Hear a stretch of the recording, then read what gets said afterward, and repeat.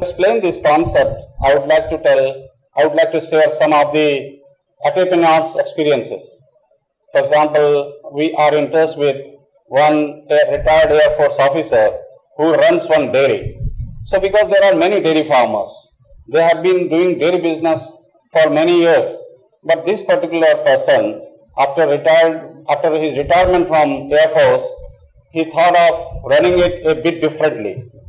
And then he was also prepared to take risk, because risk is one essential part of business and everybody cannot take that risk.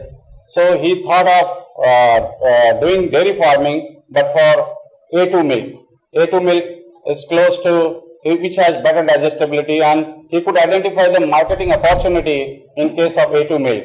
And he could see clearly one market segment where some consumers were looking for a better quality of milk, and he could push his milk to that segment of consumers. So that farmer needed some support from rural advisory services or kind of a business incubation services.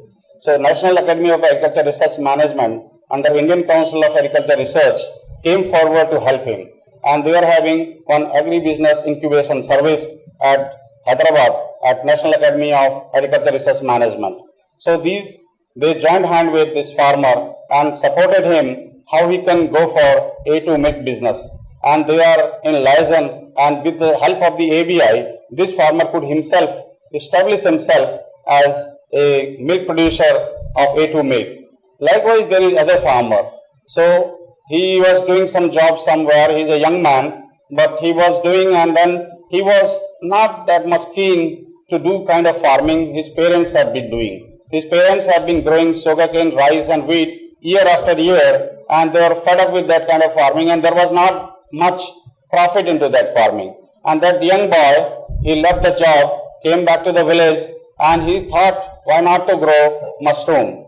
He went for mushroom cultivation. He required some kind of technical guidance on mushroom production. So he came to our institute and he contacted the Krishi Vigyan Kendra, Farm Science Center, wherein he did initial training for 15 days on mushroom cultivation, went back to village, he started doing that mushroom cultivation, identified the marketing options where he can sell and in local market, and he pulled other farmers, he trained other farmers, and then these other farmers were also involved into that one, and then he needed further guidance on how to market the product and earn more profit, because profitability is one essential component of the business and entrepreneurship.